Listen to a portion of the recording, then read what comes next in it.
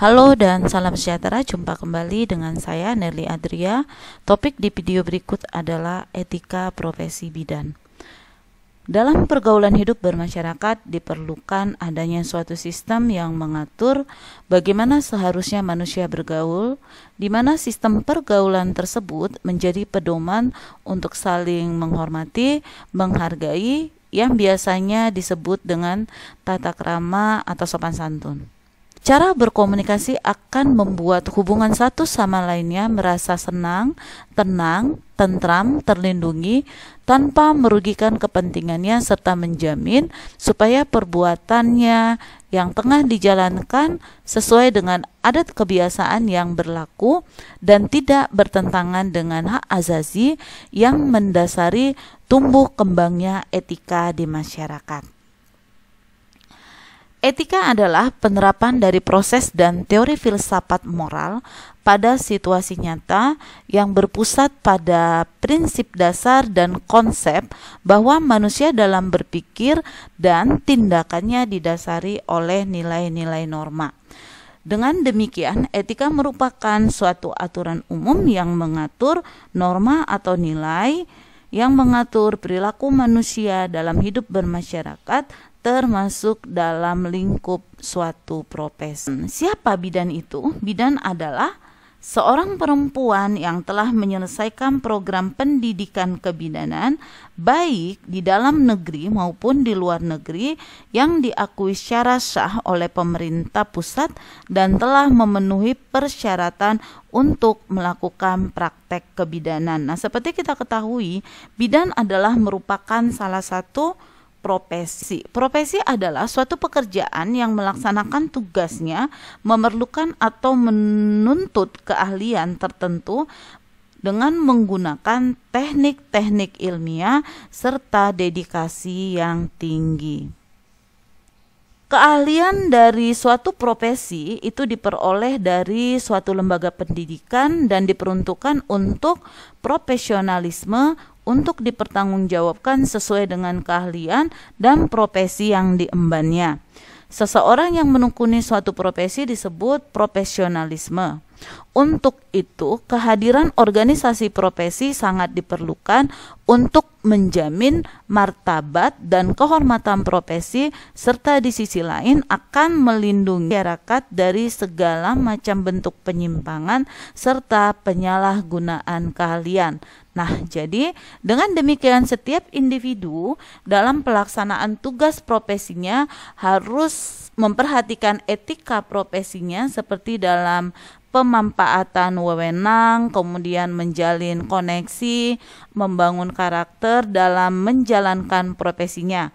Moral, akhlak, dan etika profesi sangat penting diterapkan guna mendukung pelaksanaan operasional baik dari sisi kebijakan maupun yang lainnya di masa apa, di masa sekarang maupun di masa yang akan datang. Perlu juga dipahami di sini adalah sebuah memperoleh kepercayaan dari masyarakat apabila dalam diri para elit profesional tersebut ada kesadaran yang kuat untuk mengindahkan atau mentaati etika profesinya pada saat elit profesional tersebut ingin memberikan jasa keahlian profesi kepada masyarakat yang membutuhkan. Lanjut, sumber etika. Nah, sumber etika itu terdiri dari nilai. Nilai, saya yakin kalian sudah tahu, nilai itu memuat elemen pertimbangan yang membawa ide-ide individu mengenai hal-hal yang baik, benar, dan diinginkan. Kemudian norma itu merupakan aturan atau ketentuan yang mengikat. Sosial budaya ini digunakan oleh konstruksi sosial dan dipengaruhi oleh perkembangan ilmu pengetahuan dan teknologi. Selanjutnya religius ini berkaitan dengan agama. Perlu dipahami di sini agama merupakan motivasi terkuat perilaku moral dan etik. Agama merupakan salah satu sumber nilai dan norma etis yang penting. Setiap agama itu mengandung ajaran moral yang menjadi pegangan bagi perilaku para anggotanya. Nah, kemudian yang keempat, kebijakan. Kebijakan ini berhubungan dengan stakeholder dan bagaimana kebijakan yang dibuat dapat atau sangat berpengaruh atau mewarnai etik maupun kode etik. Sekarang kita masuk bagaimana pelaksanaan etika dalam pelayanan kebidanan. Bidan dalam melaksanakan pelayanan kebidanan itu menggunakan prinsip sebagai berikut. Prinsip kerja bidan adalah kompeten dalam pelayanan kebidanan. Maksudnya di sini adalah pengetahuan, keterampilan, dan perilaku yang harus dimiliki bidan dalam melaksanakan praktek kebidanan secara aman dan bertanggung jawab pada berbagai tatanan pelayanan kesehatan. Kemudian yang kedua, praktek berdasarkan fakta atau evidence based. Maksudnya di sini adalah adanya penggunaan bukti untuk mendukung pengambilan keputusan di pelayanan kesehatan serta manfaat dan keinginan pasien yang mendukung keputusan yang ada di pelayanan kesehatan. Selanjutnya adalah pengambilan keputusan yang bertanggung jawab. Kemampuan untuk membuat pilihan konstruktif tentang perilaku pribadi dan interaksi sosial itu berdasarkan standar etika, masalah kesehatan, dan norma sosial. Konstruktif di sini maksudnya adalah sikap di mana kita harus memiliki jiwa membangun dari diri sendiri maupun dari orang lain. Kemudian selanjutnya adalah pemakaian teknologi etis. Ini berhubungan dengan etika dalam penggunaan teknologi. Kemudian memahami perbedaan budaya dan etnis. Nah, di sini yang perlu dipahamin adalah budaya. Budaya itu sendiri adalah hasil kegiatan dan penciptaan atau kreasi dari manusia. Nah, jadi budaya juga bisa dikatakan budaya dihasilkan oleh akal manusia. Kemudian kalau etnik itu adalah adanya suatu golongan manusia yang mana anggotanya mengidentifikasikan dirinya dengan sesamanya. Biasanya ini berdasarkan garis keturunan yang sama. Selanjutnya adalah memberdayakan atau mengajarkan untuk promosi choice, ya, memberdayakan, mengajarkan untuk promosi informed choice dan ikut serta dalam pengambilan keputusan. Nah, di sini dalam pelayanan kebidanan, pasien ikut serta dalam pengambilan keputusan atau yang mengambil keputusan itu adalah klien. Kemudian sabar tapi rasional advokasi. Maksudnya di sini adanya sikap yang sabar, kemudian didukung oleh hal yang bisa dilakukan dengan hal yang ada. Sementara kalau advokasi itu adalah salah satu bentuk komunikasi persuasif dengan yang bertujuan untuk mempengaruhi kepentingan dalam pengambilan kebijakan atau keputusan. Kemudian yang selanjutnya adalah bidan harus bersahabat dengan perempuan, keluarga, dan masyarakat. Kemudian kita lanjut fungsi etika dalam moralitas kebidanan. Yang pertama, menjaga otonomi dari setiap individu khususnya bidan dan klien. Kedua, menjaga klien untuk melakukan tindakan kebaikan dan mencegah tindakan yang merugikan atau membahayakan orang lain. 4, menjaga privasi setiap individu. Kemudian mengatur manusia untuk berbuat adil dan bijaksana sesuai dengan porsinya. Lanjut, dengan etik kita mengetahui apakah suatu tindakan itu dapat diterima dan apa alasannya. Kemudian mengarahkan pola pikir seseorang dalam bertindak atau dalam menganalisa suatu masalah. 7, menghasilkan tindakan yang benar. 8, mendapatkan informasi tentang hal yang sebenarnya. 9, memberikan petunjuk terhadap tingkah laku atau perilaku manusia antara baik, buruk, benar, atau salah sesuai dengan moral yang berlaku pada umumnya.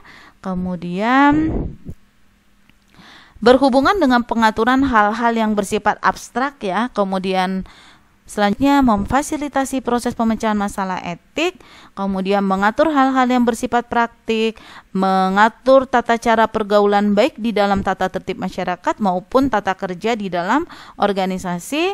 14, mengatur sikap tindak tanduk orang dalam menjalankan profesinya disebut dengan kode etik profesi. Nah, sekarang kita masuk di hak, kewajiban, dan tanggung jawab. Dan kewajiban adalah suatu hubungan yang timbal balik dalam kehidupan sosial dalam bidang kesehatan khususnya kebidanan.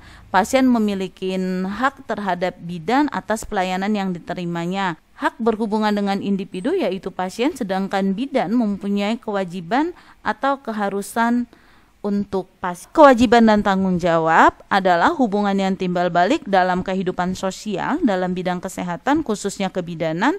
Pasien memiliki hak terhadap bidan atas pelayanan yang diterimanya, kemudian berhak berhubungan dengan individu yaitu pasien, sedangkan bidan mempunyai kewajiban atau keharusan untuk pasien. Nah, di sini kita akan bahas adalah bidan dalam melaksanakan praktek kebidanan berhak pertama memperoleh perlindungan hukum sepanjang melaksanakan tugas sesuai dengan apa? Kompetensi, kewenangan, dan mematuhi kode etik, standar profesi, standar pelayanan profesi, dan standar prosedur operasional. Yang kedua, memperoleh informasi yang benar, jelas, jujur, lengkap dari klien atau dari keluarga. 3. Menolak keinginan klien atau pihak lain yang bertentangan dengan kode etik, kemudian standar profesi, standar pelayanan, standar prosedur operasional, dan ketentuan peraturan perundang-undangan. Menerima imbalan jasa atas pelayanan kebidanan yang telah diberikan.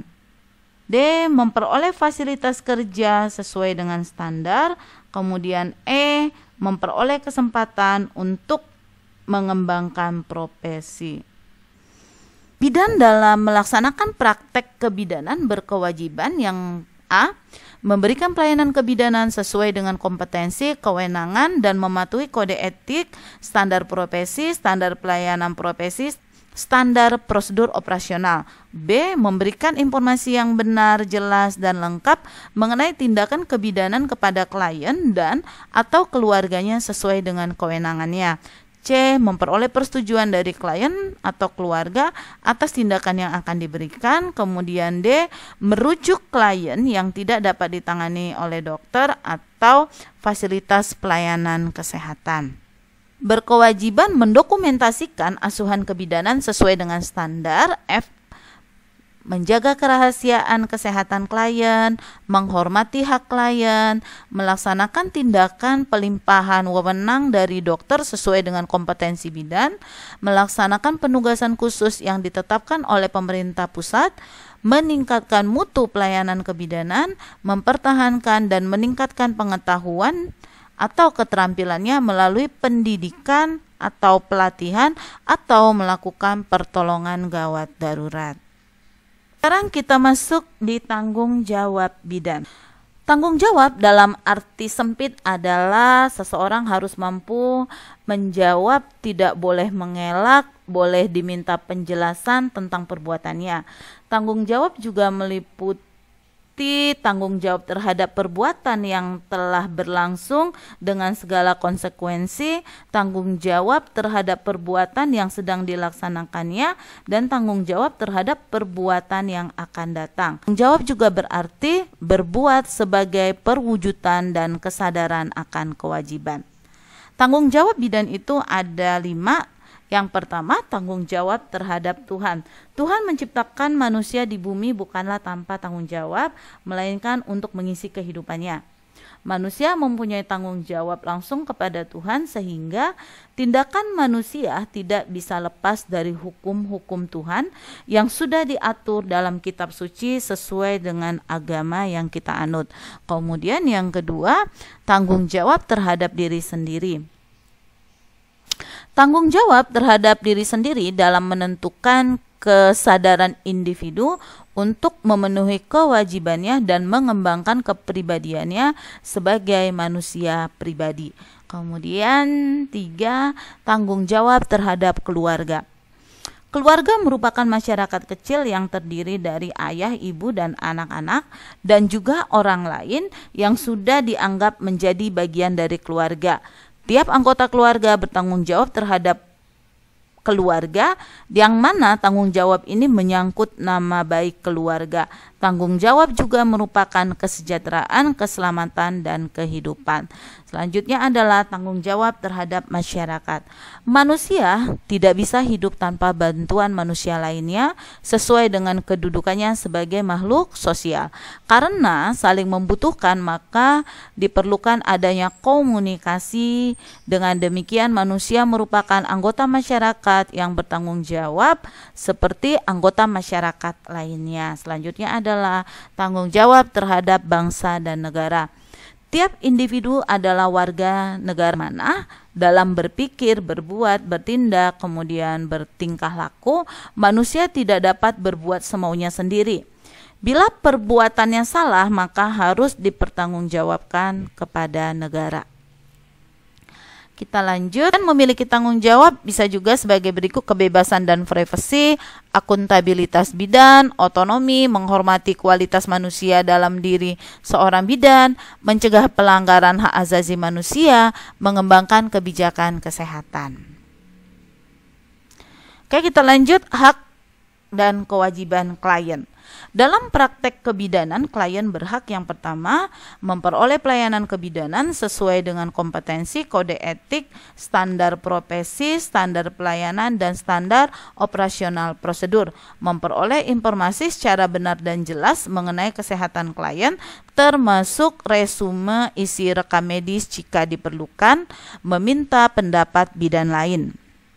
Selanjutnya adalah memberikan persetujuan atau penolakan tindakan kebidanan yang akan dilakukan dan memperoleh jaminan kerahasiaan kesehatan klien. Dalam praktek kebidanan, klien memiliki atau berkewajiban yang pertama, klien berkewajiban memberikan informasi yang benar, jelas, dan jujur mengenai kondisi kesehatannya. Kemudian yang kedua, mematuhi nasihat dan petunjuk bidan. Yang ketiga, mematuhi ketentuan yang berlaku di fasilitas pelayanan kesehatan. 4. Memberi imbalan jasa atas pelayanan kebidanan yang telah diterima. Baik, cukup sekian video berikut. Like jika video ini membantu. Komen jika ada pertanyaan. Cukup sekian, sampai bertemu di video selanjutnya. Terima kasih.